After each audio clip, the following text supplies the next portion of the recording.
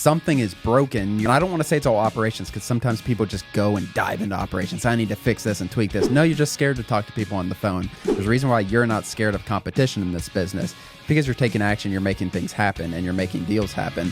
So many different types of people are successful in this business. Some people come from sales, some people are teachers, some people are engineers. It's literally such a wide range. Like you get after it, like literally all walks of life, even truck drivers, like just all across the board. It's crazy. Hey everyone, welcome back to the Real Estate Investing Podcast. I'm your host, Ron Apke, joined again by Anthony Weiler. Today we're talking to Anthony about the struggles of getting your first deal. And we see this a lot, but yeah, welcome to the show again. Happy to be here. Yeah, so struggles to getting your first deal. I think everyone's struggle looks different, but so many people who have come on the podcast who have I've talked to one-on-one, who you've coached, like not saying it's 100% of the time, but a good portion of the time, like there are hurdles. We talk a lot about the first 6 months. Like you get past those first 6 months because there are going to be times like, oh, what am I doing with this? And like times where it's just a struggle. And getting through those times is so important. That's like a common thing for most people who are successful in this business. Yeah, I mean, it's just being able to ride those waves. I mean, this is a tried and true model, but there will be times to where there could be low points, and it's just figuring out certain things that you may not be getting. But what we've seen over time is that 6-month mark for the most part is where things really start to take off. So just being able to handle certain obstacles and hurdles. And the biggest one is getting that first deal, that proof of concept, right? Mm-hmm. And then after that, you get that itch and you're not stopping. And not to call you out, I guess. I remember when you first started coaching people, like you would come to us sometimes and be like, yeah, their mail's just, I don't know if his mail's not working or whatever. It is internal. And I want people to understand that this works for people. This works for a ton of people. It is not the mail's fault. It's not the text message's fault. It's not the strategy's fault. It is on you. And I want to make that kind of blunt and hard because like it is the reality. And maybe sometimes like just the county just didn't work. Yeah. But if your mindset is blaming the business model, saying this doesn't work, you're wrong. It does work because hundreds of people in our community are making 6 figures a year doing this. But do you remember talking about that as far as it's just like. And I remember looking at some people's business models who you're coaching. It's like, no, they're not responding to people. No, they're not doing this. No, they're not consistent. Why aren't they listening to what we're actually saying? And like, do you remember those conversations? Yeah, definitely. Because I was taking a look. I was like, man, am I missing something or what's going on? And when we took a deeper look, like you said, it's like, okay, well, it's lack of consistency with the marketing, and they're not leveraging us with coaching either, too, like not responding. And it's just going off of the beaten path and what's tried and true. Are the people that, send out mail consistently, you do your follow-up text messages, and you have consistent marketing, you're following up with your leads, you're leveraging us. I mean, that's what's going to take you to the next level, and it's just shown within the community. But yeah, I do remember that conversation. I was like, even myself, I was like there are those ups and downs, but 100%. It's just like you have to refresh your memory and be like, man, look at all of this and what I've been able to do and what everyone else is able to do. And we've talked about it time and time in throughout this podcast. If you start from the very beginning to like the first episode to now, the main word that we probably say is consistency. Is just staying 100%. Consistent, and then like the results will show. If you do one of those word bubble things where it's number one. Yeah, 100%. Like why are people successful? Consistency. Yeah. But yeah, just it's not even all marketing or all of that. It's just like when you break, some of these people are so scared to have hard conversations with sellers. Leads are extremely expensive in this business, qualified leads. And if you're scared to have a tough conversation, if you're scared to pitch double closing, you are losing hundreds of thousands of dollars per year. And you might just lose out on the business model as a whole because you're going to get down about it. And those are the type of inputs or the type of things that people aren't doing who are quote unquote failing or who aren't successful in this business yet. If you make those adjustments, you definitely can be. But some people it is not just a marketing game. This is a sales game as well. Yeah. Like you need to be able to talk to people. You need to be willing to. It's not about being the best salesperson in the world. You don't need to be, but understanding the business model, following through, being quick. I think Landon was when he was on the when he was on the podcast a few weeks ago, he was saying he calls everyone back when he gets a mailer for a property he owns. He calls everyone back. He said it's like a 33% response rate, not even live answer. He said he got 0 live answers and 33% of 1/3 of people actually called him back or something. And like the delay between that was incredible. And like those people don't make it in this business because of that. It's actually interesting. I might start calling people and see what they say. Yeah, I remember listening to that and I thought that was fascinating. And I've noticed a couple people in the community say the same thing too. I think Nick was an example. Nick, I don't know his last name. Yeah, yes, exactly. And he was saying he's like, I think only 10% of people are actually taking this business model seriously. And one thing that I've noticed too, people ask me all the time is like, what makes people successful or not? Again, consistency, but there's so many people afraid to be on the phone, which is absolutely like mind boggling to me. I don't know if it's because I came from like the B2B tech sales world and like I'm comfortable talking to people, but you have to get on the phone. Like, what do you think is going to happen if you just send out a mailer and a text? Like, you have to talk to them, and you will have to have those times where you negotiate. And if you're uncomfortable with sales, like, and if you're part of the coaching program, we'll focus on that. I'll send you plenty of books and materials so you could practice on it. But you just have to have those conversations and get those reps in. Like Justin, when he was on the podcast a while ago, he didn't have a sales background and he was just cold calling to get those reps in. Yes, exactly. So you have to be dedicated and work on that. I respond to the text messages. I haven't ever called mailers, I don't think, but I do respond to the text messages and they never respond to me back. Like it's legit. Are you interested in selling your property in X County, Alabama? Very recently. I'm like, yeah, what can you offer? No follow-up text, no phone call, nothing like that. Like something is broken. And I don't want to say it's all operations because sometimes people just go and dive into operations. I need to fix this and tweak this. No, you're just scared to talk to people on the phone or follow through with leads or really do the business model. And I think that's a fallback is people like making excuses about the efficiency of this, or you hear competition, stuff like that. Yeah. And it's not the reality of it.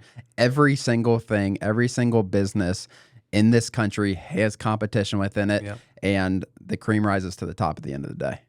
There's a reason Landon's not scared of competition in this business. There's a reason why you're not scared of competition in this business. It's because you're taking action, you're making things happen, and you're making deals happen. And I mean, everything's got competition, right?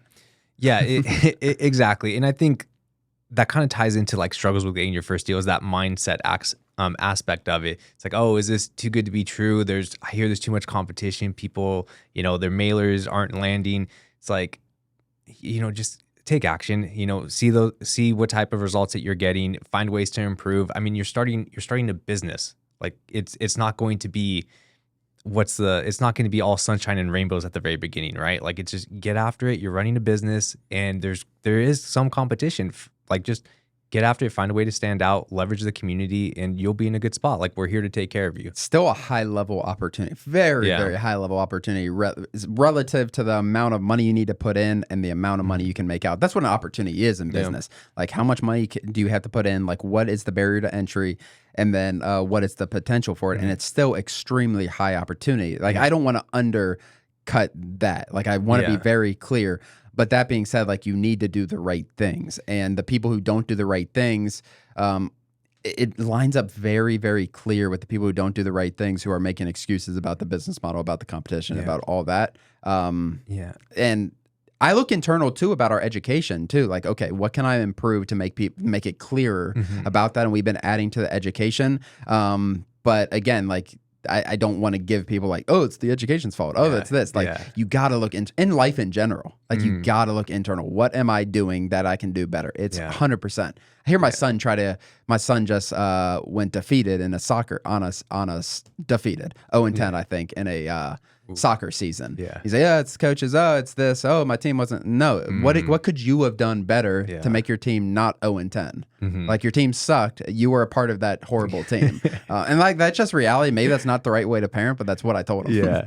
Yeah. So I wanted to ask you, what do you think then is like the main struggle then with the first deal? Is it something like internal? Is it the mindset aspect of things? Is it taking action? Like if you had to pinpoint on like one thing, like this is like the biggest indicator. I think people get on such a high about the idea of a business model. And I remember when I first like the high of the business model, and then like it's not exactly what they pictured. And then there's difficulty. Like I don't try to paint this business model as all rainbows. Can it be? Absolutely. People are quitting their job left and right from this business model. But that being said, like there are hurdles and the ability, resilience. I said that with Daniel a few weeks ago when we were talking about it. I think it's resiliency, honestly. Entrepreneurship, you need resiliency. There's even after you're successful, like there are going to be struggles. Maybe you got to fire people. There's so many different things, but I think resiliency, and that's just a mindset thing, but I think resiliency is huge. Yeah, I completely agree with that. That makes complete sense, especially too when you said there's a big emotional high getting into it. You remember it? Yes, absolutely. I remember talking to you and your dad. I say this all the time. I was in the Verizon store, T-Mobile store or something, and your dad was messaging us or messaging me on our online chat. And you guys, and I mean, you just that decision, like how much did it change the trajectory of your life? Like it's insane when you look at one decision. Yeah, it's absolutely crazy. I mean, I had a boatload of private student loan debt. I was like, shit, like investing in this and then marketing. I was like, is this going to work? And it's absolutely changed my life and it's changed plenty of other people's lives too. But yeah, it's a big emotional high. You want things to work. And then you just start thinking about all these what ifs, like, oh, did I make the right decision?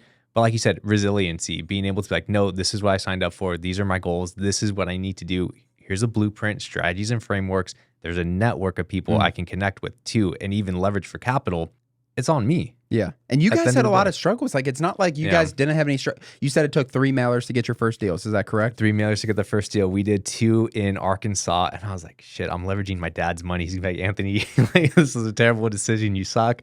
But then our 3rd mailer got us 3 deals, and that got us to grow and scale from there.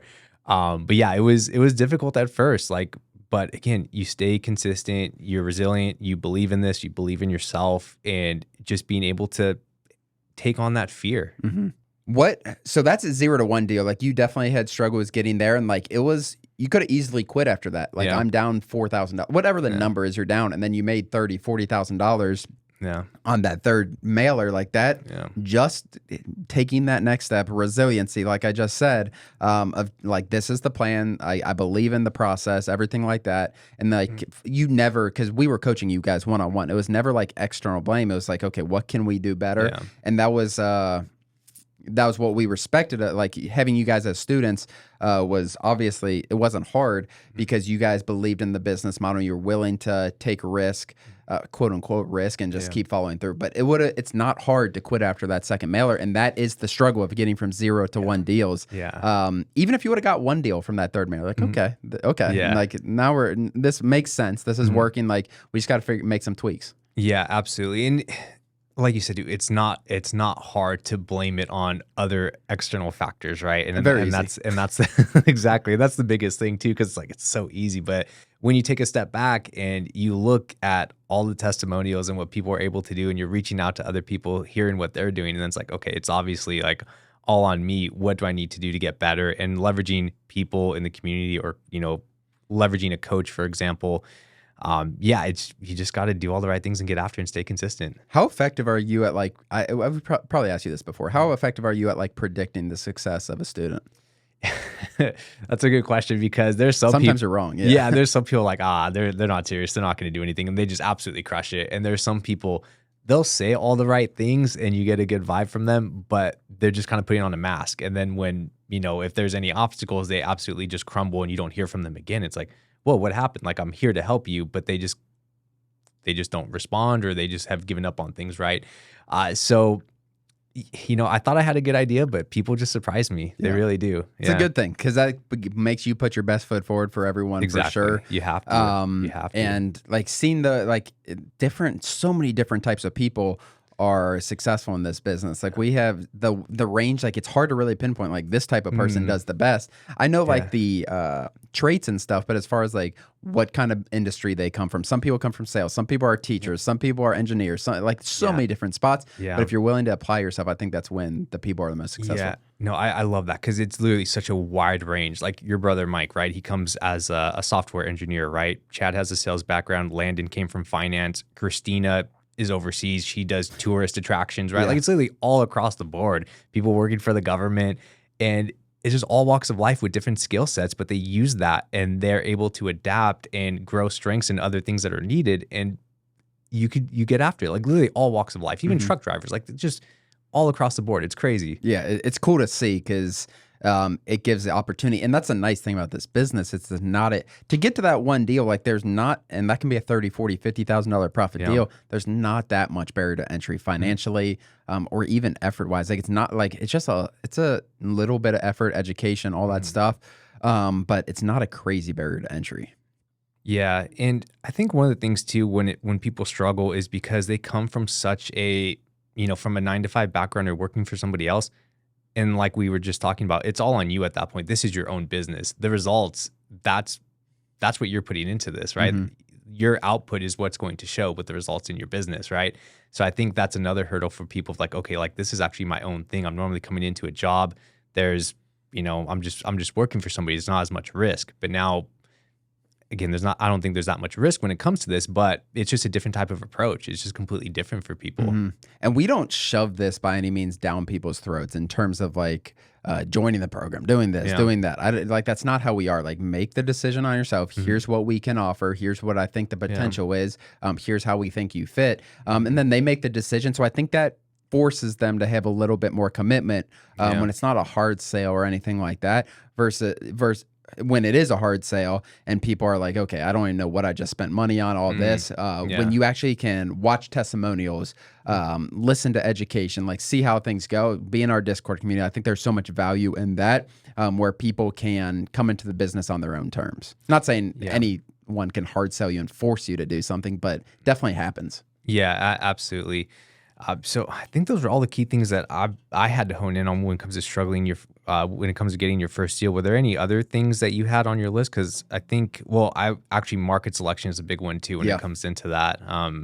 Is that something you wanted to touch on? Yeah, we can talk a little bit about market selection. I mean, what are your thoughts on that as far as like, and I know you help people quite a bit in market selection. It's definitely an important stage. I think it's a stage that some people overvalue because it is hard to predict. I remember my most successful county ever, like I did not have a good feeling going into it, but I just hit the send button and we made like 250, 300,000, actually more than that. It was probably like $500,000 in that county. Nice. And just huge deals left and right. And it was 1,200 mailers and we legitimately made $400,000 to $500,000 in that county.